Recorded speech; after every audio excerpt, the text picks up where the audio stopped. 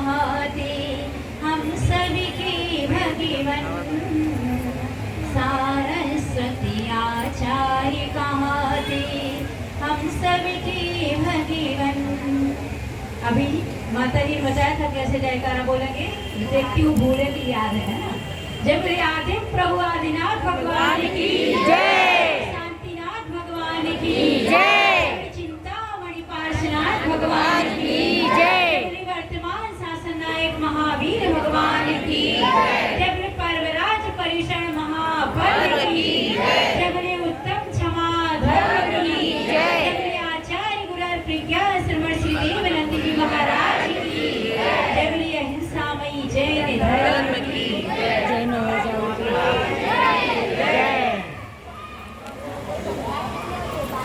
धर्म श्री बंधु, पर्वराज परिषण महापर्व का आज प्रथम दिन जहाँ उत्तम क्षमा धर्म को लेकर के आया है, तो वहीं पर आज हमारे लिए देखना यह है कि इसे पर्वराज क्यों कहा जाता है।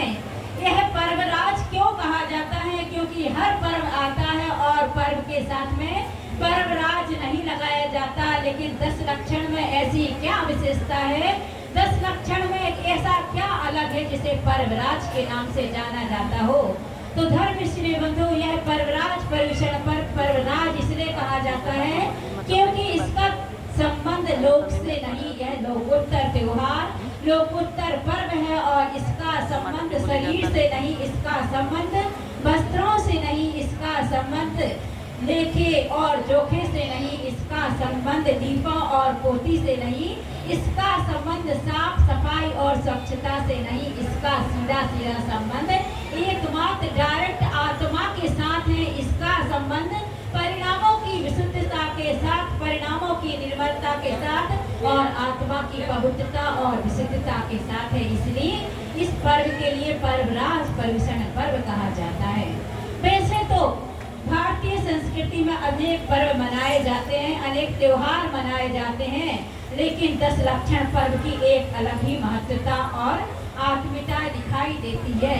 10 लक्षण पर्व में हम सभी एकत्रित होकर के मंदिर में आते हैं, लेकिन हर त्योहारों के साथ यह नहीं होता। हर त्योहारों के साथ आप अपने परिजनों के साथ, मेहमानों के साथ और रिश्तेदारों के साथ घर में मिलकर के सुंदर सुंदर पकवान मिष्ठान बनाते हैं, सुंदर सुंदर वस्त्र और आभूषणों को खरीदते हैं और उनको पहनते और पहनाने में और गिफ्ट और उपहार देने में सारा का सारा दिन व्यतीत करते हैं। लेकिन यह अनादि निधन पर्व, क्योंकि दूसरे त्योहार, किसी त्योहार का संबंध किसी व्यक्ति विशेष के साथ होता है, किसी त्योहार का संबंध किसी दिन विशेष के साथ होता है और किसी का संबंध किसी महापुरुषों के साथ जुड़ा होता है। लेकिन पर्वराज परिषण का संबंध किसी महापुरुष के साथ नहीं, किसी व्यक्ति विशेष के साथ नहीं और किसी दिन विशेष के साथ नहीं। जैसे दीपावली पर्व का संबंध, दीपावली का संबंध भगवान महावीर के साथ जुड़ा हुआ है। दीपावली का संबंध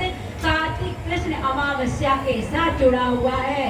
चैत्र शुक्ला त्रयोदशी का संबंध भगवान महावीर की जन्म जयंती के साथ जुड़ा हुआ है। लेकिन पर्वराज अनादि निधन त्योहार पर्वषण पर्व जिसे हम कहते हैं, इसका संबंध आत्मा के साथ जुड़ा हुआ है, इसलिए इसे अनादि निधन पर्व कहा जाता है। जैसे कि 16 कारण पर्व अनादि निधन पर्व है, नंदीश्वर अष्टानिका पर्व अनादि निधन पर्व है और पंचमेरु का पर्व अनादि निधन पर्व है, वैसे ही 10 लक्षण पर्व भी अनादि निधन पर्व है। क्योंकि ये कुछ ही बिरले दिन ऐसे, कुछ ही पर्व ऐसे होते हैं जिनका संबंध अनादि काल से चला आता है। अनादि निधन कैसे है, या भी माता जी ने आपको बताया अच्छी तरह से कि 49 दिनों तक किस प्रकार से इस पृथ्वी पर दुर्भिक्ष होता है और किस प्रकार से बाद में अच्छी वृष्टि होकर के, सुकाल होकर के धर्म की शुरुआत होती है। तो इसे पर्व क्यों कहा जाता है, पर्वादि राज क्यों कहा जाता है, अनादि निधन पर्व क्यों कहा जाता है और इसे पर्व क्यों कहा जाता है। पर्व का मतलब क्या होता है, तो आचार्य कहते हैं पर्व का मतलब होता है गांठ, पर्व का मतलब होता है पोर, पर्व का मतलब होता है संधि और पर्व का मतलब होता है जुड़ना। जो एक दूसरे को आत्मा के साथ में जोड़ कर रखे वह होता है पर्व। जो एक दूसरे का संबंध बना करके रखे वह होता है पर्व। जिस प्रकार से गन्ना होता है, सभी ने गन्ना देखा है, इक्षु जिसे कहा जाता है, जिसे ईख भी कहा जाता है, वह गन्ने का संबंध पर्व के रूप में जाना जाता है। जिस प्रकार से पर्व अर्थात गन्ने के अंदर पोर होती है, पोर अर्थात गांठ, गन्ने के अंदर गांठ होती है, उसमें बहुत सारी गांठें होती हैं। गांठ के बिना गन्ना नहीं होता और वह गांठ भी कुछ काम की नहीं रहती, क्योंकि अगर गांठ के व्यक्ति चबा ले तो उसका गला खराब हो जाए।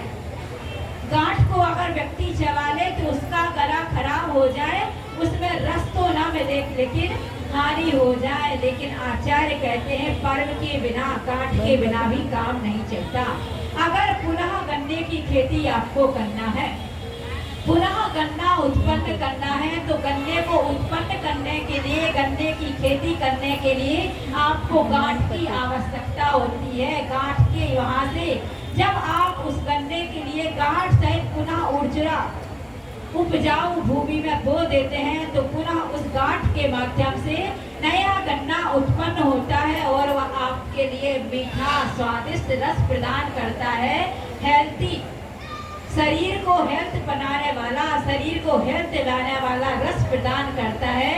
ऐसे ही यह पोर पर्व गांठ जिसे हम कहते हैं, ऐसा यह पर्व हमारे आत्मा के लिए रसीला, हमारी आत्मा के लिए इक्षु रस से रसीला नहीं, हमारी आत्मा के लिए अनार के रस से रसीला नहीं, मौसमी के रस से रसीला नहीं, एप्रिल के रस से रसीला नहीं है। हमारी आत्मा के लिए कर्म बल को धो करके इसमें आत्मानुभूति के, शुद्ध आत्म तत्व के और उत्तम क्षमा आदि धर्मों के जो रस प्रदान करता है, वह रस हमारे लिए आत्मा की ओर ले जा करके परमार्थ पद की ओर बढ़ाने के लिए कारण बनती है।